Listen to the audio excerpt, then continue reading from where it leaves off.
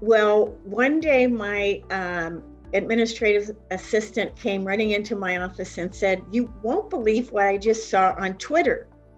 So I go down and look at her computer where she has it open, and there is a video of the mural, and the close up on the mural is the painting of my picture.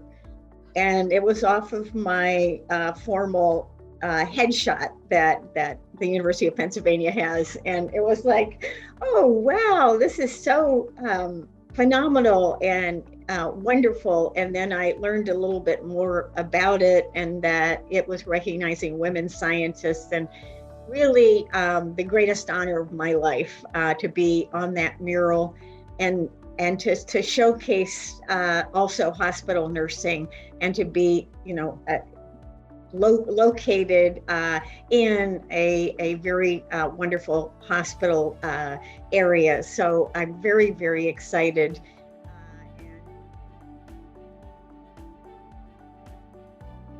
Yes, I think there are always those barriers, although I think many of those barriers are falling. But I would say that in nursing, women kind of have a double challenge, that sometimes the general public and other scientists don't necessarily think of nursing as a science. And so those of us who are both women and nurses in science, I think, have a double challenge of having to do very large, very rigorous studies, and to publish in the best journals in the world to get the kind of recognition that comes more easily to men, and to men outside of the field of nursing, for example. Well, immediately I realized, I would say even on my very first night as a nurse, as a new nurse, it was common to work at night. And so there weren't enough nurses there, which was a very good hospital.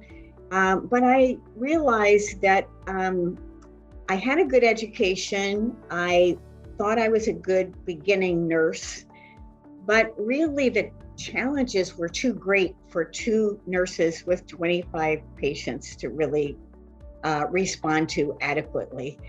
And so that's when I got interested in the staffing and the work environments of hospitals, because it occurred to me just early on that no matter how good a nurse I was, I really couldn't do my best for every one of those patients. And so I was wondering how hospitals had decided that this was the proper number of nurses, and whether that was really an evidence-based decision. And that launched me on my research career.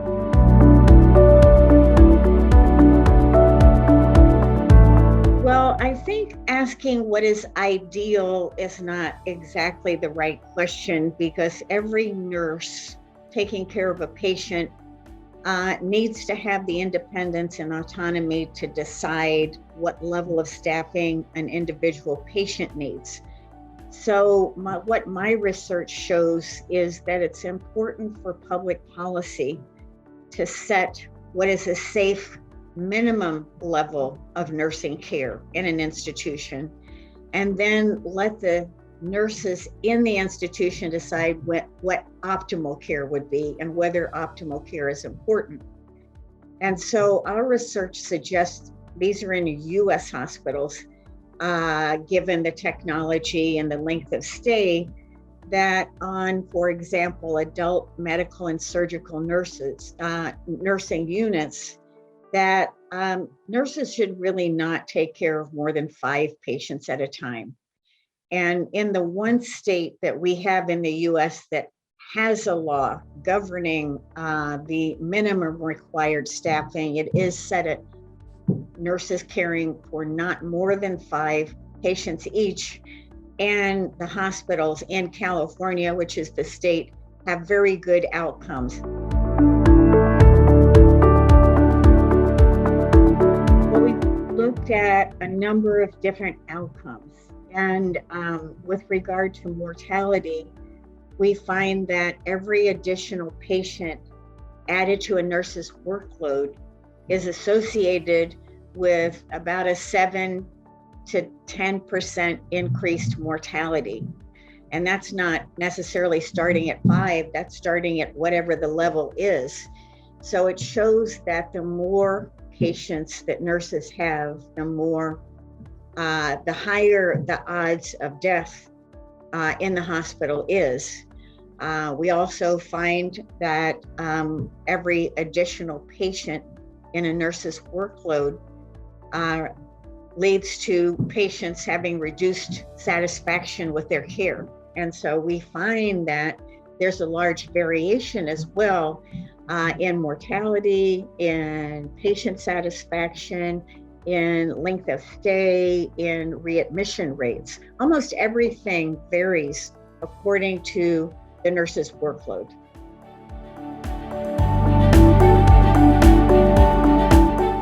I'm very optimistic about the future of nursing.